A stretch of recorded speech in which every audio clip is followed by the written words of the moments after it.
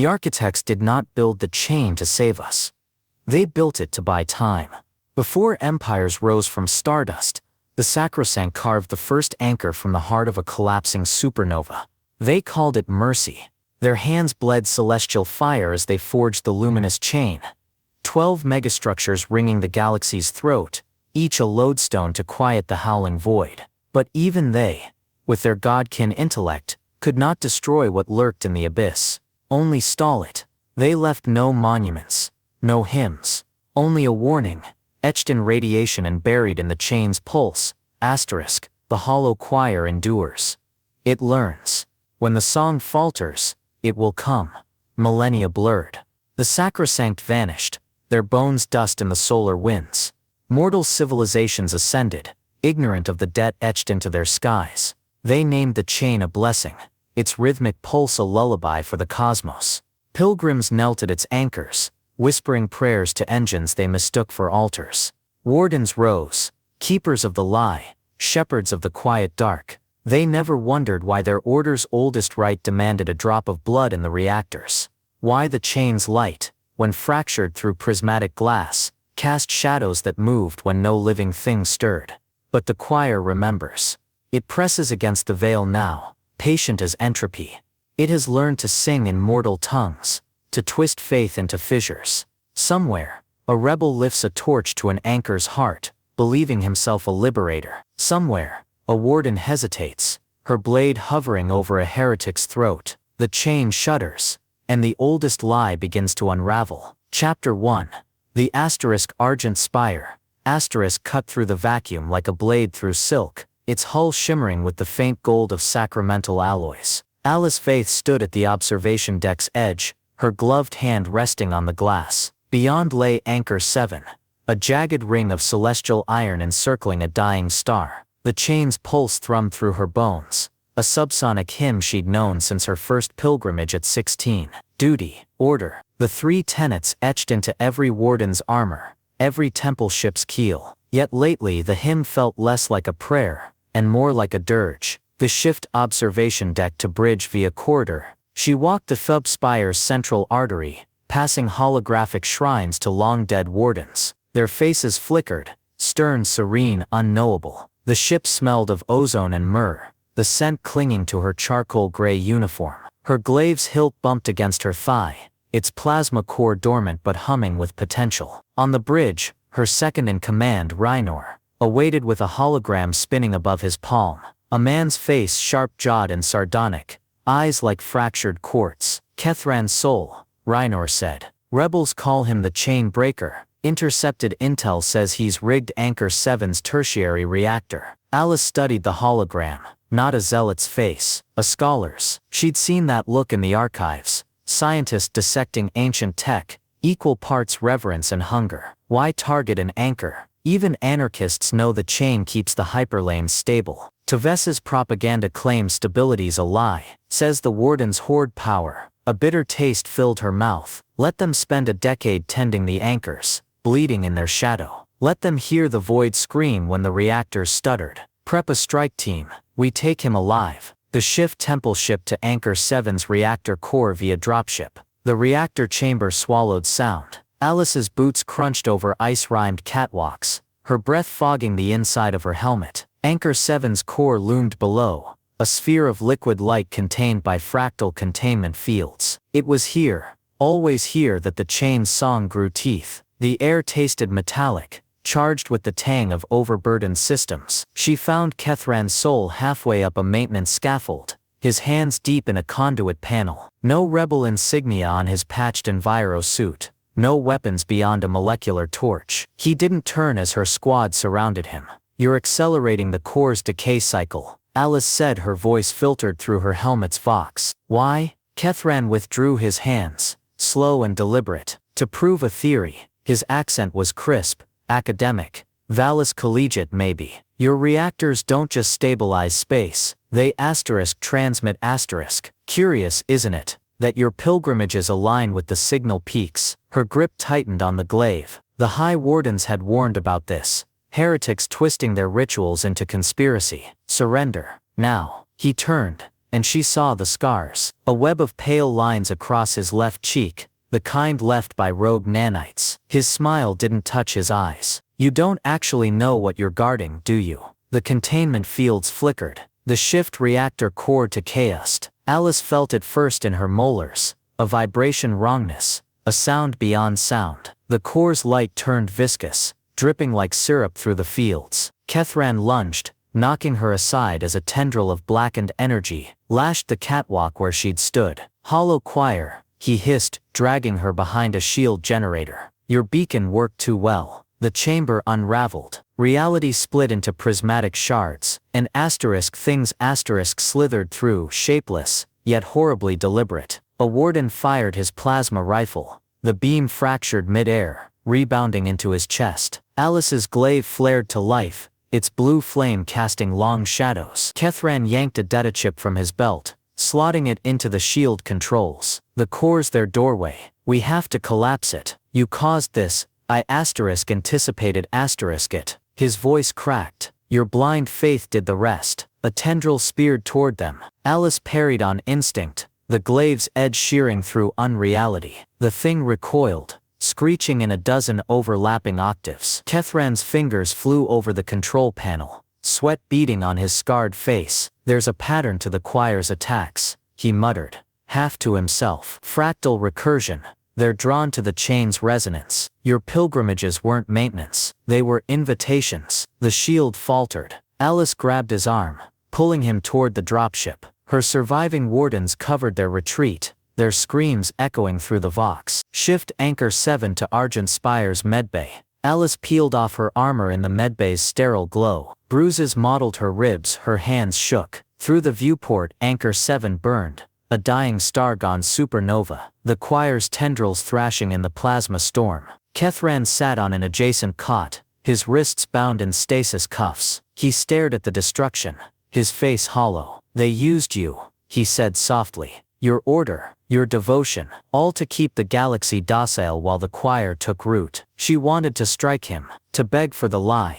Instead she opened the mission logs on her wrist terminal. Sensor readings from the anchor's collapse, energy signatures matching the choir's tendrils, dating back centuries. Longer. You knew, she whispered. I suspected. He leaned back, chains clinking.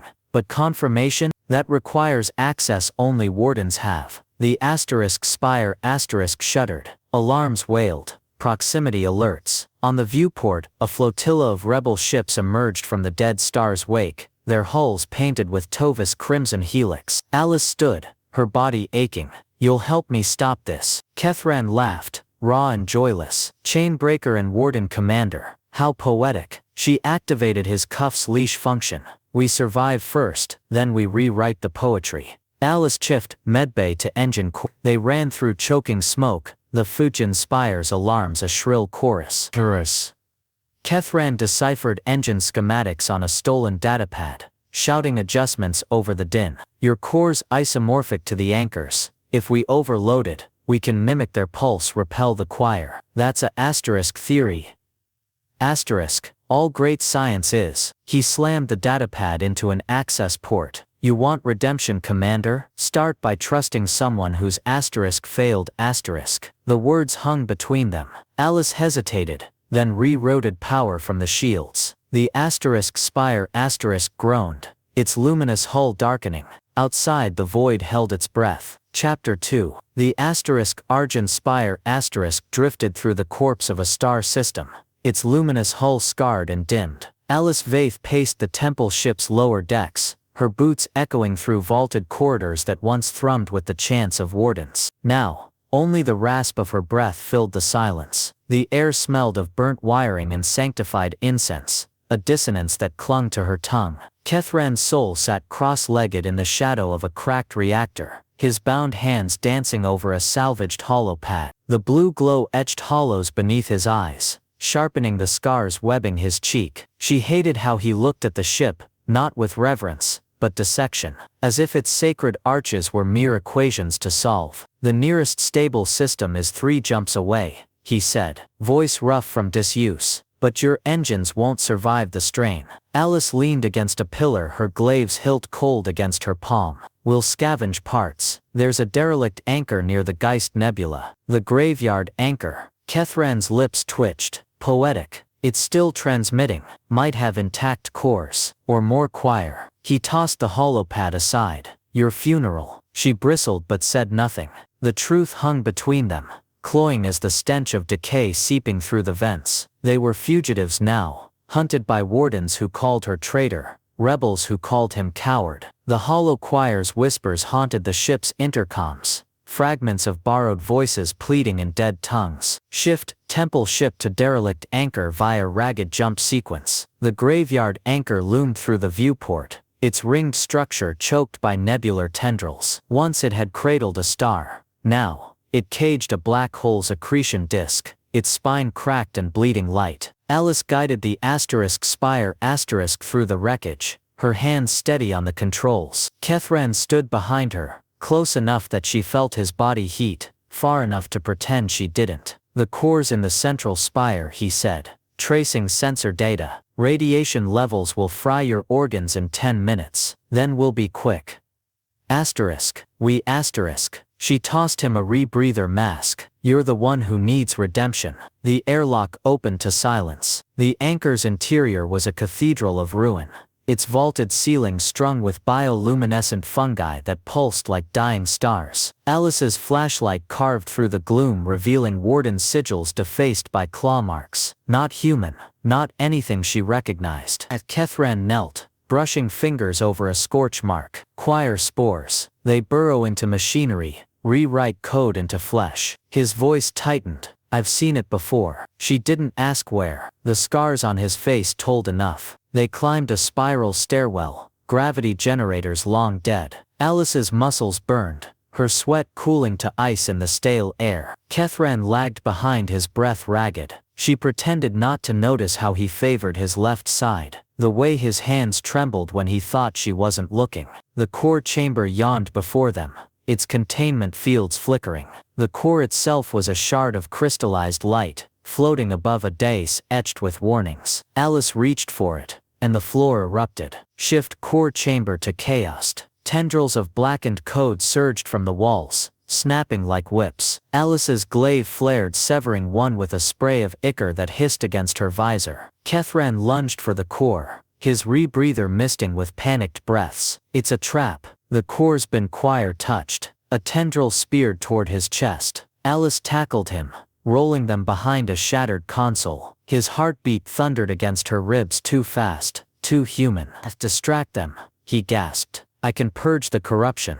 With what asterisk? He pressed a vial into her hand. Neon blue liquid, swirling with nanites. From the Pether's medbay, hurts like hell. She didn't hesitate. The injection flooded her veins with fire. Her vision sharpened, edges tinged cobalt. The choir's tendrils slowed, their movements decipherable. A pattern, a rhythm. Alys moved. Her glaive became a storm, each strike calibrated to Kethran's hissed coordinates. He crouched at the dais, fingers flying over a corrupted terminal, sweat dripping into his eyes. She glimpsed equations on the holoscreen, recursive algorithms that mirrored the scars on his face. Now, he shouted. She slammed the glaive into the core's housing. Light erupted, purging the tendrils in a cascade of fractal sparks. The chamber shuddered, fungi withering to ash. Kethran clutched the purified core to his chest, his smile brittle. Told you it'd hurt. The shift, derelict anchor to temple ship medbay. Alys peeled off her armor in the medbay's sterile glow. The nanites left her skin mottled with bruises, her blood singing with residual adrenaline. Kethran lay on the adjacent cot, shirtless, his ribs bandaged where a tendril had grazed him. He caught her staring. Not the first time I've been a living conduit. Why do it? The question slipped out, sharp as her glaive. You hate the Wardens, hate the chain. He turned his face away. I had a sister. When my experiment failed, the radiation, she was in the quarantine zone. The confession hung in the air, fragile as the static buzzing through the ship. Alys thought of her own family, faceless, nameless, sacrificed to the Warden's creed. Duty, order, hollow words now. She tossed him a clean shirt, We'll need to recalibrate the core. Alys, her name in his mouth felt dangerous. The choir's been here before, he said. Centuries ago. Your wardens knew. That's why the anchors really exist. Not to stabilize, but to bait to buy time. She wanted to deny it. Instead, she activated the core's housing, its light painting his face in fractured gold. Then we'll steal their time back. The shift, medbay to Black Market Outpost. The outpost clung to an asteroid's belly, its docks teeming with scavengers and defaced Warden relics. Alys kept her hood low, her glaive concealed beneath a tarp. Kethran haggled with a cyborg vendor, his charm a blade sheathed in sarcasm. Thermal regulators, he said, tossing a credit chip, and a Valis issue phase calibrator. The vendor leered, running from something scholar. Aren't we all? Alys stiffened. Across the dock a Warden patrol moved, her former comrades, their armor gleaming with fresh hieroglyphs. Traitor, the glyphs hissed, oathbreaker, Kethran gripped her wrist. Don't. She shook him off. They deserve the truth. They deserve a commander who survives. His fingers lingered, warm through her glove. She let him pull her into the shadows, their shoulders brushing. The patrol passed, oblivious. Outpost to battlefield. The ambush came at dawn. Warden interceptors descended like raptors, plasma cannons carving through the Pesser's weakened shields. Alys manned the turrets, her aim true, her heart numb. Kethran crouched in the engine core, rerouting power with bloodied hands. They'll board, he said through the intercom. They want you alive. Let them try. The first breaching pod struck the hangar. Alys met them there, glaive blazing. Her former second-in-command, Raynor, advanced with a ion whip, his helmet voice distorted. The High Wardens offer mercy, Alys. Surrender the heretic. She parried his strike. You're protecting liars. We're protecting order. Kethran's voice crackled in her earpiece. 3 minutes. Get clear. She feinted left, slashing Raynor's whip in two. The Wardens fell back, regrouping. She ran. The engine core glowed crimson. Overload protocols screaming. Kethran stood at the threshold, a silhouette against the hellfire. Jump coordinates set, he said. Hold your breath. The spire tore through reality, leaving the Wardens in a supernova's wake. Shift, battlefield to quiet. They floated in the corpse of a dead galaxy, stars long extinguished. Alys bandaged Kethran's burns, her touch clinical, her pulse uneven. Why didn't you let me die? He asked. She thought of the core's light on his face, the way he'd smiled through pain. You're useful.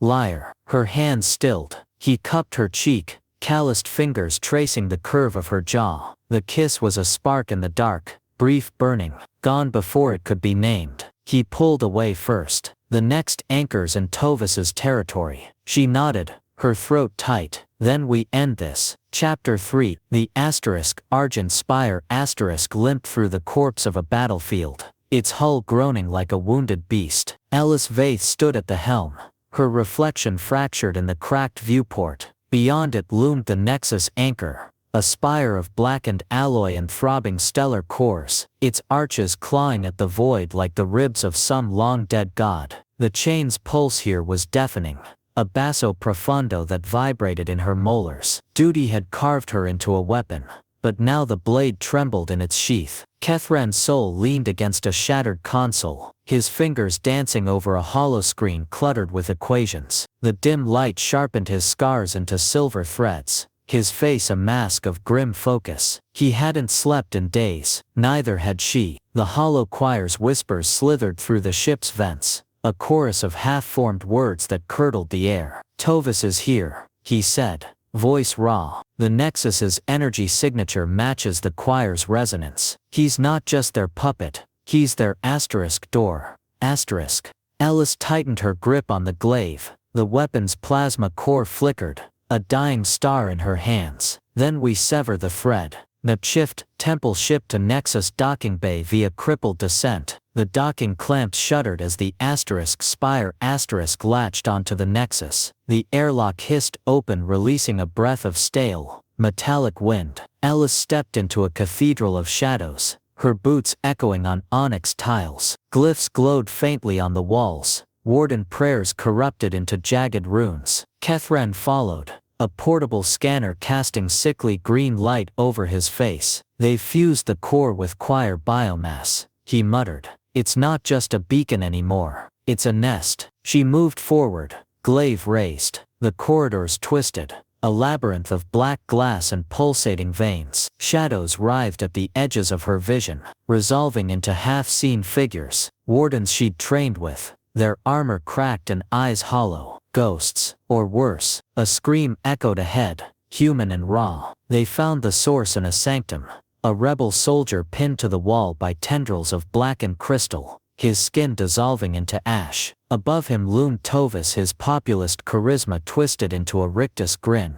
His eyes were voids. Little knight, he crooned, voice layered with a dozen dissonant tones. You brought the chainbreaker. How efficient. Kethran's scanner beeped frantically. The core's beneath us. We're standing in its throat. Alys lunged, her glaive sliced through Tovis's chest, or where his chest should have been. The blade stuck fast in a sudden growth of crystalline thorns. The choir's laughter vibrated through the chamber. You still don't understand, Tovis hissed, flesh unraveling into fractal patterns. The chain was never yours. It was always theirs Net shift, sanctum to core chamber via collapsing floor. The ground gave way. Alys fell through layers of screaming metal, Kethran's hand clutching hers. They landed in a cavernous womb, the air thick with the stench of burnt sugar. The nexus core pulsed above them, a tumorous heart veined with choir tendrils, its light a sickly green.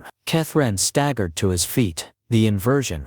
It has to be now. We channel the core's energy back through the chain, repel the choir, and collapse the hyperlanes, Alys said. Billions stranded, systems torn apart, or let the choir devour reality. His eyes met hers, stripped of cynicism. Your call, Commander. She thought of the fire's shrines, the dead wardens' serene faces, liars, martyrs, saints. Her hand found the glaive's activation rune. Do it. Send shift, core chamber to final stand. Kethran worked in a frenzy, splicing cables into the core's flesh. Alys stood guard, her glaive a blue crescent against the encroaching dark. The choir manifested in waves, shapeless horrors, corrupted wardens, fragments of Tovis's smear. She fought mechanically, muscle memory fused with rage. A tendril pierced her thigh. She fell, venomous cold spreading through her veins. Kethran shouted her name, a distant thing.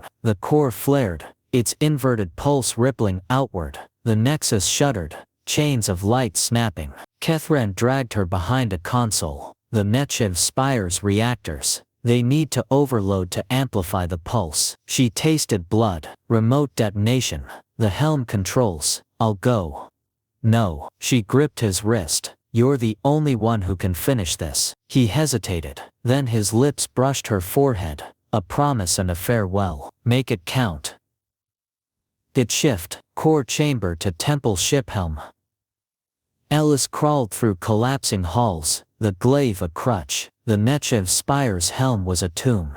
The viewport cracked, stars bleeding through. Her fingers danced over the console, inputting codes she'd sworn never to use. The reactor's whine climbed to a scream. On the scanner, Kethran's vitals flickered. Alive. For now. She closed her eyes, thought of his laugh, sharp and unexpected. The way he'd looked at her, not as a weapon but a woman. She triggered the overload. It shift. Helm to void. The explosion was silent. Beautiful. The argent spires shattered into a swarm of golden embers, its pulse a crescendo that tore through the nexus, the choir, the lies. Alys floated in the wreckage, her oxygen dwindling, body numb. Hands grabbed her. Kethran, his face bloodied, hauling her into a rebel shuttle. They crashed into the pilot's seat, his breath warm on her neck. You stubborn, idiot, The shuttle lurched into hyperspace. Shift. Void to dawned.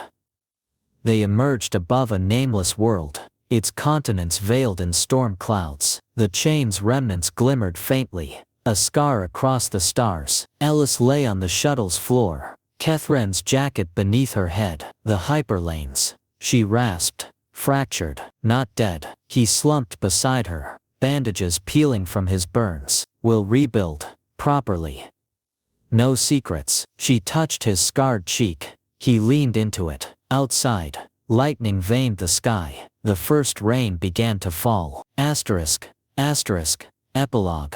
Asterisk. Asterisk. The new anchor rose slowly. A lattice of salvaged steel and rebel ingenuity. Alys walked its catwalks, her armor traded for an engineer's coat. Kethran's voice crackled over the comm, arguing with scavengers in his signature blend of sarcasm and genius. At night, they sat on the observation deck, shoulders brushing. The stars were quieter now. Closer. Redemption suits you, he said once, smirking. She kissed him. No hesitation this time. And let the silence speak the rest.